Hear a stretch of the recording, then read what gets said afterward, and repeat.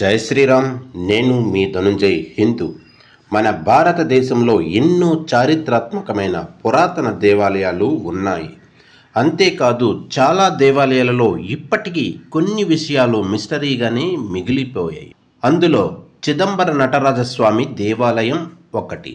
చిదంబర నటరాజస్వామి దేవాలయం ఎక్కడ ఉంది, అసలు చిదంబర రహస్యం అంటే ఏమిటి అనే విషయాలు ఈ వీడియోలో తెలుసుకుందాం. తమిళనాడులోని కడలూరుకు సమీపంలో చిదంబర దేవాలయం కొలువై ఉంది. శివుడు నటరాజ రూపంలో దర్శనమిచ్చే ఏకైక దేవాలయం ఇదొక్కటే. పంచభూతాల లింగాలలో చిదంబరం ఒకటి. చిదంబరంలో ఆకాశలింగం ఉంది.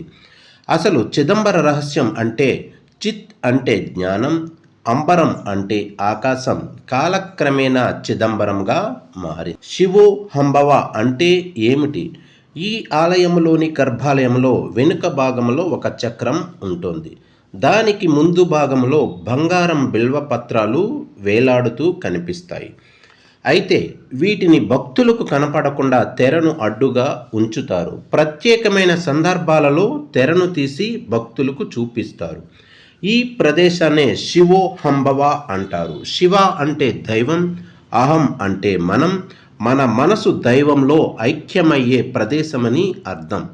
ఏ రూపము లేకుండా అజ్ఞానాన్ని తొలగించుకుంటూ దైవ సన్నిధి చెందడమే చిదంబర రహస్యమని పండితులు చెబుతారు. ఇంకో రహస్యం ఏంటంటే మన వెనుకే వచ్చే గోపురం. చిదంబరం ఆలయానికి వెళ్ళి దర్శనం చేసుకున్న ప్రతి ఒక్కరికి ఇలాంటి అనుభూతి కలుగుతుంది. నటరాజస్వామిని దర్శనం చేసుకుని బయటకొచ్చి వెనక్కి తిరిగి చూస్తే దేవాలయానికి సంబంధించిన గోపురం మన వెనుకే వస్తున్న అనుభూతి కలుగుతుంది. ఈ గుడిలో మరో ప్రత్యేకత ఏంటంటే ఈ దేవాలయం గోపురం పైన 21,600 బంగారం రేకులతో తాపడం చేశారు. ప్రతి మనిషి ప్రతిరోజు 21,600 సార్లు శ్వాస పీల్చుకుంటాడు. ఇందుకు సూచికగా కట్టారు. ఈ బంగారపు రేకులు తాపడం చేయడానికి 72,000 బంగారపు మేకులు వాడారు. మన శరీరంలో ఉండే నాడులు 72,000 అని ఆయుర్వేదం చెబుతుంది. మనిషికి నవరంధ్రాలు ఉన్నట్లే చిదంబరం ఆలయానికి 9 ప్రవేశ ద్వారాలు ఉన్నాయి. చిదంబరం దేవాలయంలో పొన్నాంబలం కొంచెం ఎడమవైపు ఉంటుంది. అది మనిషి హృదయస్థానం పోలి ఉంటుంది. అక్కడికి వెళ్ళడానికి పంచాక్షరి పడి ఎక్కాలి. అంటే నా ప్లస్ మా ప్లస్ సి ప్లస్ స్వా ప్లస్ యా నమశివాయ పంచాక్షరిని సూచిస్తుంది. ఈ ఆలయంలో కనక సభలో 4 స్తంభాలు 4 వేదాలకు ప్రతీకలు. పొన్నాంబలంలో ఉండే 28 స్తంభాలు 28 శైవ ఆగమాలకు ప్రతీకలు. ఇక్కడి 9 కలశాలు 9 రకాల శక్తికి ప్రతీకలు.